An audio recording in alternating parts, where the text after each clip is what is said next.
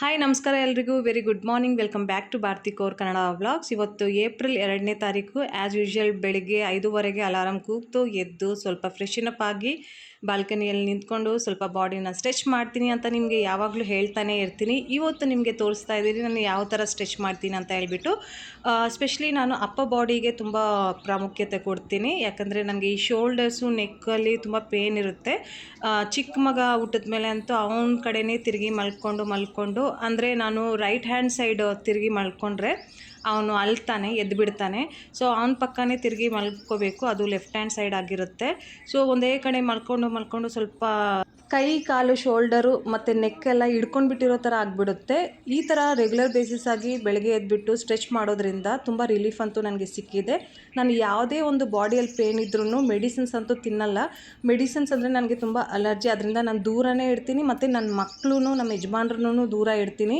ಏನೇ ಒಂದು ಚಿಕ್ಕ ಪುಟ್ಟ ಬಾಡಿಯಲ್ಲಿ ನೋವಿದ್ರೂ ಅದನ್ನು ನ್ಯಾಚುರಲ್ ಆಗಿಯೇ ಟ್ರೀಟ್ ಮಾಡೋ ಥರ ನೋಡ್ಕೊತೀನಿ. ಏನಾದರೂ ನನಗೆ ಕೋಲ್ಡ್ ಆಗಿಬಿಟ್ಟಿದ್ರೆ ರಸನ ಮಾಡ್ಕೊಂಡು ತಿಂತೀನಿ. ತುಂಬ ತಲೆ ನೋವಾಗ್ತಾ ಇದ್ದರೆ ಟೀ ಮಾಡ್ಕೊಂಡು ಕುಡಿತೀನಿ. ಮತ್ತು ತುಂಬ ಮೈಕೈಯೆಲ್ಲ ನೋವಾಗ್ತಾ ಇದ್ದರೆ ಬಿಸಿ ನೀರಲ್ಲಿ ಸ್ನಾನ ಮಾಡ್ತೀನಿ ಮತ್ತು ಚೆನ್ನಾಗಿ ನಿದ್ದೆ ಮಾಡ್ತೀನಿ. ಅದ್ರ ಜೊತೆಗೆ ಈ ಥರ ಬಾಡಿನ ಸ್ಟ್ರೆಚ್ ಮಾಡ್ತಾ ಇರ್ತೀನಿ. ಮತ್ತು ಮನೆ ಕೆಲಸ ಎಲ್ಲ ಮಾಡಿ ಮುಗಿಸ್ಕೊಂಡ್ಮೇಲೆ ಮ್ಯೂಸಿಕ್ ಆನ್ ಮಾಡಿಬಿಟ್ಟು ಸ್ವಲ್ಪ ಡ್ಯಾನ್ಸ್ ಮಾಡ್ತಾ ಇರ್ತೀನಿ. ಅದರಿಂದನೂ ನನಗೆ ತುಂಬ ರಿಲ್ಯಾಕ್ಸ್ ಸಿಗುತ್ತೆ ಮತ್ತು ತುಂಬ ಎನರ್ಜಿಟಿಕ್ ಆಗಿಯೂ ಫೀಲ್ ಮಾಡ್ತೀನಿ. ನಿನ್ನೆ ಬ್ಲಾಗಲ್ಲಿ ಹೇಳ್ದಂಗೆ ಮಕ್ಕಳದು ಹೊಸ ಅಕಾಡೆಮಿಕ್ ಇಯರ್ದು ಸೆಷನು ಶುರು ಆಗಿಬಿಟ್ಟಿದೆ ಏಪ್ರಿಲ್ 1 ಸೊ ಇವಾಗ ಇನಿಷಿಯಲ್ ಡೇಸಲ್ಲಿ ಮಕ್ಕಳು ನಾನು ಹೇಳ್ದಂಗೆ ತುಂಬ ಆ್ಯಕ್ಟಿವ್ ಆಗಿ ಎದ್ದೇಳ್ಬಿಡ್ತಾರೆ, ಎಲ್ಲನೂ ರೆಡಿ ಮಾಡ್ಕೊತಾರೆ. ಯಾಕಂದರೆ ಹೊಸ ಬ್ಯಾಗು, ಹೊಸ ಬುಕ್ಕು, ಹೊಸ ಕ್ಲಾಸ್ ಟೀಚರು. ಸೊ ಇದನ್ನೆಲ್ಲ ಎಕ್ಸ್ಪೀರಿಯೆನ್ಸ್ ಮಾಡೋದಕ್ಕೆ ಇನಿಷಿಯಲ್ ಸ್ಟೇಜಲ್ಲಿ ಎಕ್ಸೈಟ್ಮೆಂಟ್ ಅಂತೂ ಇರುತ್ತೆ. ಅವ್ರ ಥರನೇ ನಮಗೂ ಎಕ್ಸೈಟ್ಮೆಂಟ್ ಇರುತ್ತೆ. ಇವತ್ತು ಟಿಫಿನಲ್ಲಿ ಏನು ಕಳಿಸ್ಬೇಕು ಹಂಗೆ ಹಿಂಗೆ ಅಂತ ಹೇಳ್ಬಿಟ್ಟು. ಸೊ ಮಕ್ಕಳು ಎದ್ದು ರೆಡಿ ಆಗ್ತಾ ಇದ್ದಾರೆ. ನಾನು ಮಕ್ಕಳು ಟಿಫಿನ್ಗೆ ಪನ್ನೀರ್ ಪರಾಟ ಮಾಡೋಣ ಅಂತ ಹೇಳ್ಬಿಟ್ಟು ಸ್ಟಫಿಂಗ್ ಎಲ್ಲ ರೆಡಿ ಮಾಡ್ಕೊಂಡಿದ್ದೀನಿ. ಇಬ್ಬರು ಮಕ್ಳಿಗೂ ಪನ್ನೀರ್ ಪರಾಟ ಅಂದರೆ ತುಂಬ ಇಷ್ಟ. ದೊಡ್ಡವನಿಗಂತೂ ಸ್ವಲ್ಪ ಜಾಸ್ತಿನೇ ಇಷ್ಟ. ಅವ್ನಿಗಲ್ದಿರ ಅವ್ನ ಫ್ರೆಂಡ್ಸ್ಗೂ ಪ್ಯಾಕ್ ಮಾಡಿಸ್ಕೊಂಡು ಹೋಗ್ತಾನೆ. ಅವನು ಕ್ವಾಂಟಿಟಿ ತುಂಬ ಜಾಸ್ತಿನೇ ಕೇಳ್ತಾನೆ, ನನಗೆ 4 ಇಕ್ಕು 5 ಇಕ್ಕು ಆ ಥರ. ನಾನು ಸ್ವಲ್ಪ ಕಂಟ್ರೋಲ್ ಮಾಡಪ್ಪ ಅಂತ ಹೇಳ್ಬಿಟ್ಟು ಒಂದು 3 ಇಲ್ಲಾಂದರೆ 4 ಇಡ್ತೀನಿ, 5 ಇಡೋಕ್ಕೆ ಹೋಗಲ್ಲ. ಚಿಕ್ಕ ಮಗ ಮಾತ್ರ ಅವ್ನಿಗೆ ಎಷ್ಟು ಬೇಕೋ ಅಷ್ಟನ್ನು ತೊಗೊಂಡು ಹೋಗ್ತಾನೆ. ಯಾಕಂದರೆ ಅವ್ರ ಸ್ಕೂಲಲ್ಲಿ ಶೇರಿಂಗ್ ಎಲ್ಲ ಮಾಡೋ ಥರ ಇಲ್ಲ. ಅವ್ರು ಏನೇ ತೊಗೊಂಡು ಬಂದ್ರೂ ಎಲ್ಲನೂ ಅವರೇ ಫಿನಿಷ್ ಮಾಡಿಬಿಡ್ಬೇಕು, ಆ ಥರ ಸ್ಟ್ರಿಕ್ಟ್ ರೂಲ್ಸ್ ಮಾಡಿದ್ದಾರೆ ಚಿಕ್ಕ ಮಗನ ಸ್ಕೂಲಲ್ಲಿ. ಬಟ್ ದೊಡ್ಡವನ ಸ್ಕೂಲಲ್ಲಿ ಶೇರ್ ಮಾಡ್ಬೋದು, ಬಟ್ ಗುಂಪು ಕಟ್ಬಿಟ್ಟು ಕುತ್ಕೊಂಡು ತಿನ್ನೋ ಹಂಗೆಲ್ಲ ಇಲ್ಲ. ಅವರವರ ಬೆಂಚಲ್ಲಿ ಅವ್ರು ಕುತ್ಕೊಂಡು ಫ್ರೆಂಡ್ಸ್ಗೆ ಬೇಕಾದರೆ ಶೇರ್ ಮಾಡ್ಕೋಬೋದು, ಆ ಥರ ಆಪ್ಷನ್ ಇದೆ. ನನ್ನ ಒಂದು ಸ್ಕೂಲ್ ಲೈಫಲ್ಲಿ ಲಂಚ್ ಟೈಮಲ್ಲಿ ಮಾತ್ರ ನಾವು ತುಂಬ ಎಂಜಾಯ್ ಮಾಡ್ತಾ ಇದ್ವಿ. ಯಾಕಂದರೆ 7-8 ಜನ ಫ್ರೆಂಡ್ಸ್ ಇರೋರು ಎಲ್ಲರೂ ಗುಂಪು ಕಟ್ಟಿ ಸೇರಿ ಕುತ್ಕೊಂಡು ಯಾರ್ಯಾರು ಏನೇನು ತಂದಿರ್ತಾರೋ ಅದನ್ನೆಲ್ಲ ಸ್ವಲ್ಪ ಶೇರ್ ಮಾಡಿಕೊಂಡು ಪ್ರೀತಿಯಿಂದ ತಿಂತಾ ಇದ್ವಿ. ಅದನ್ನು ಯಾವ ಥರ ಶೇರ್ ಮಾಡ್ತಾ ಇದ್ವಿ ಅಂತ ಹೇಳಿದ್ರೆ, ಟಿಫನ್ದು ಮುಚ್ಚಳ ಇರುತ್ತೆ ನೋಡಿ, ಅದು ಸೆಂಟ್ರಲ್ಲಿ ಇಟ್ಬಿಡ್ತಾ ಇದ್ವಿ. ಯಾರ್ಯಾರು ಏನೇನು ತಂದಿರ್ತಾರೋ ಅದೆಲ್ಲ ಸ್ವಲ್ಪ ಮುಚ್ಚಳದಲ್ಲಿ ಇಟ್ಬಿಟ್ರೆ ಫಸ್ಟ್ ನಮ್ಮ ಊಟ ಮಾಡಿಬಿಟ್ಟು ಆಮೇಲೆ ಅವ್ರು ಏನು ಶೇರ್ ಮಾಡಿರ್ತಾರೋ ಅದನ್ನು ಎಂಡಲ್ಲಿ ತಿಂತಾ ಇದ್ವಿ.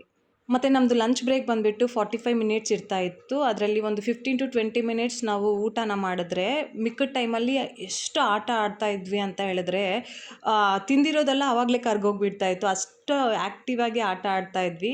ಆ ಕಾಲದ ಸ್ಕೂಲ್ ಲೈಫ್ಗೆ ಮತ್ತು ಈಗಿರುವ ಸ್ಕೂಲ್ ಲೈಫ್ಗೂ ತುಂಬ ಅಂದರೆ ತುಂಬ ವ್ಯತ್ಯಾಸ ಇದೆ. ಈಗ ಪೇರೆಂಟ್ಸೂ ತುಂಬ ಸ್ಟ್ರೆಸ್ ತಗೊತಾರೆ ಮಕ್ಕಳು ಓದಿಗೋಸ್ಕರ. ಆ ಟೈಮಲ್ಲಿ ನಾವು ಓದ್ರೆಷ್ಟು ಬಿಟ್ಟರಷ್ಟು ಅಂತ ನಮ್ಮ ಪೇರೆಂಟ್ಸ್ ಇರ್ತಾಯಿದ್ರು. ಏನು ಮಾಡಿಕೊಟ್ರೆ ಅದನ್ನು ಸುಮ್ಮನೆ ತೊಗೊಂಡೋಗ್ತಾಯಿದ್ವಿ. ರಾತ್ರಿ ಮಿಕ್ಕಿರೋ ಬೇಳೆ ಸಾರನೆಲ್ಲೂ ತೊಗೊಂಡೋಗ್ತಾಯಿದ್ವಿ, ಆ ಥರ ಇತ್ತು.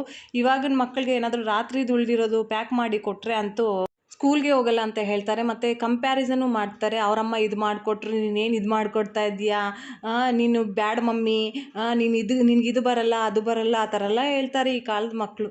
ಇಲ್ಲಿ ನೋಡಿ, ನನ್ನ ಮಗ ಸ್ಕೂಲಿಂದ ಬಂದಿದ್ದಾನೆ. ಇವತ್ತೇನೋ ಮೂಡ್ ಆಫ್ ಆಗಿಬಿಟ್ಟು ಬಂದಿದ್ದಾನೆ. ನಿನ್ನೆ ಫಸ್ಟ್ ಡೇ ಸ್ಕೂಲಿಂದ ಬರುವಾಗ ತುಂಬ ಖುಷಿಯಾಗಿ ಬಂದುಬಿಟ್ಟು ಹೋಮ್ವರ್ಕ್ ಎಲ್ಲ ತೋರಿಸ್ತಾ ಇರ್ತಾ, ಇವತ್ತು ಬಂದುಬಿಟ್ಟು ಕಂಪ್ಲೇಂಟ್ಸ್ ಹೇಳ್ತಾ ಇದ್ದಾನೆ. ಆ ಥರ ಮಕ್ಕಳದ್ದು ಮೂಡ್ ಚೇಂಜ್ ಆಗ್ತಾ ಇರುತ್ತೆ. ಇವತ್ತು ಇವ್ರ ಮ್ಯಾಥ್ಸ್ ಟೀಚರ್ ಬಗ್ಗೆ ಕಂಪ್ಲೇಂಟ್ ಮಾಡ್ತಾ ಇದ್ದ. ತುಂಬ ಅಂದರೆ ತುಂಬ ಬರೆಸ್ತಾ ಇದ್ರಂತೆ, ಸ್ಮೈಲೇ ಇರಲಿಲ್ವಂತೆ ಅವ್ರ ಫೇಸಲ್ಲಿ. ಒಂದು ಸಲನೂ ಐ ಕಾಂಟ್ಯಾಕ್ಟ್ ಕೊಟ್ಬಿಟ್ಟು ಮಾತಾಡಿಲ್ವಂತೆ. ಬರೀರಿ ಅಂತ ಹೇಳ್ತಾ ಇದ್ರಂತೆ. ಬರೆದು ಟಯರ್ಡ್ ಆಗಿಬಿಟ್ನಂತೆ. ಇದು ಇವತ್ತು ಕಂಪ್ಲೇಂಟು.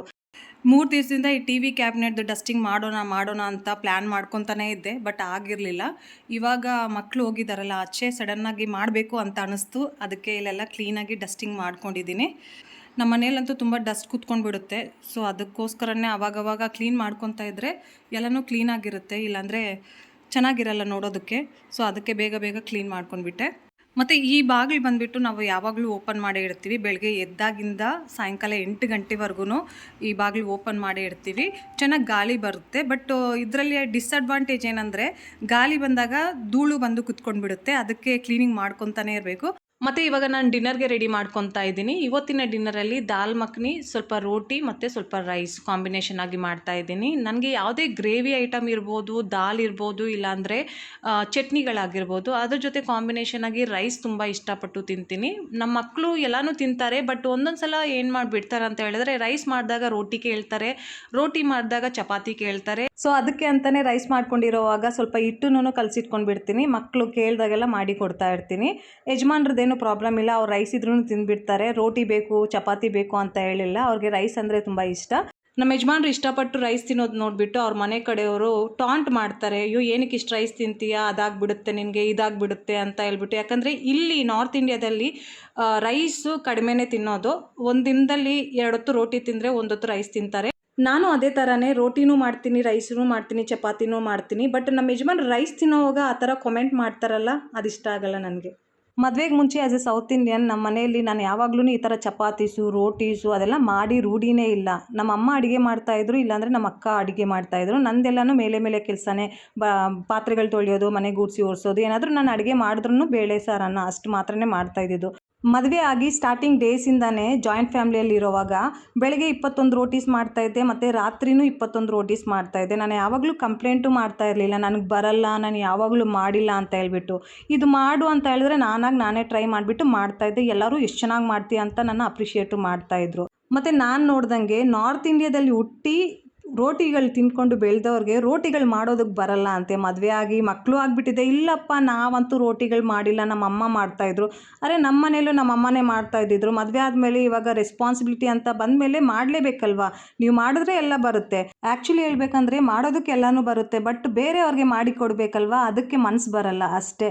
ಈ ಥರ ಲೇಜಿ ಪರ್ಸ್ನಾಲಿಟೀಸ್ ಇರೋರು ಮಾತ್ರನೇ ಬೇರೆಯವ್ರಿಗೆ ಅಯ್ಯೋ ನೀವು ಇದು ತಿಂತೀರ, ನಾವಂತೂ ಇದು ತಿನ್ನಲ್ಲಪ್ಪ, ಅಯ್ಯೋ ನೀವು ಹಿಂಗಿರ್ತೀರ, ಅಯ್ಯೋ ನಾವಂತೂ ಹಿಂಗಿರಲ್ಲಪ್ಪ, ಹಂಗೆ ಹಿಂಗೆ ಅಂತ ಕಾಮೆಂಟ್ ಮಾಡ್ತಾರೆ. ಅಂಥವ್ರನ್ನ ಯಾವಾಗ್ಲೂ ಮನೆ ಹತ್ರ ಸೇರಿಸಬಾರ್ದು. ಅದರಿಂದ ಅವ್ರಿಗೂ ಒಳ್ಳೇದಾಗುತ್ತೆ ಮತ್ತು ನಮಗೂ ಒಳ್ಳೇದಾಗುತ್ತೆ. ಗಂಡ ಹೆಂಡತಿ ಮಧ್ಯೆ 3ನೇವ್ರು ಬಂದುಬಿಟ್ಟು ಈ ಥರ ಟಾಂಟ್ ಎಲ್ಲ ಮಾಡ್ತಾರೆ ನೋಡಿ, ಅವರಿಂದ ಮನೆಗಳಲ್ಲಿ ಜಗಳಗಳು ಶುರು ಆಗೋದು, ಅದು ಎಂಡೇ ಆಗಲ್ಲ. ಸೊ ಅದೇ ಥರನೇ ನಮ್ಮ ಲೈಫಲ್ಲಿನೂ ತುಂಬ ಘಟನೆಗಳಾಗ್ಬಿಟ್ಟಿವೆ. ಫಸ್ಟು ನಾನು ಸ್ಟಾರ್ಟಿಂಗಲ್ಲಂತೂ ಸುಮ್ಮನೆ ಅಬ್ಸರ್ವ್ ಮಾಡ್ತಾಯಿದ್ದೆ, ಯಾರಿಗೂ ಏನು ಉತ್ತರ ಕೊಡ್ತಾ ಇರಲಿಲ್ಲ. ನನಗೆ ಕೋಪ ನೆತ್ತಿಗೆ ಏರಿದ್ರೆ ಅಂತೂ ನನ್ನನ್ನು ಕಂಟ್ರೋಲ್ ಮಾಡೋಕ್ಕೆ ಆಗಲ್ಲ. ನಾನಂತೂ ಬಿಡೋದೇ ಇಲ್ಲ ಯಾರನ್ನೂ, ಆ ಥರ ಕ್ಲಾಸ್ ತೊಗೊಂಡ್ಬಿಡ್ತೀನಿ. ಯಾಕಂದರೆ ನಾನು ಯಾರ ಲೈಫಲ್ಲೂ ಇಂಟ್ರಪ್ಟೇ ಮಾಡಲ್ಲ. ನಾನಾಯಿತು, ನನ್ನ ಮನೆ ಆಯಿತು, ನನ್ನ ಮಕ್ಕಳಾಯಿತು, ಅಷ್ಟರಲ್ಲೇ ಬ್ಯುಸಿಯಾಗಿರ್ತೀನಿ. ಸೊ ಇವಾಗ ಇಬ್ಬರು ಮಕ್ಕಳು ಆಟ ಆಡ್ಕೊಂಡು ಬಂದಿದ್ದಾರೆ. ದೊಡ್ಡವನ ಅವನ ಹೋಮ್ವರ್ಕ್ ಮಾಡ್ತಾ ಇದ್ದಾನೆ. ಚಿಕ್ಕವನಿಗೆ ನಾನು ಕ್ಯುಕುಂಬರ್ ಕಟ್ ಮಾಡಿ ಕೊಟ್ಟೆ. ದೊಡ್ಡವನಿಗೂ ಒಂದು ಶೇರ್ ಮಾಡು ಅಂತ ಹೇಳಿದ್ರೆ ಅವನು ಮಾಡಿಲ್ಲ. ಅದಕ್ಕೆ ಇಬ್ಬರಿಗೂ ಜಗಳ ಆಗ್ತಾಯಿತ್ತು.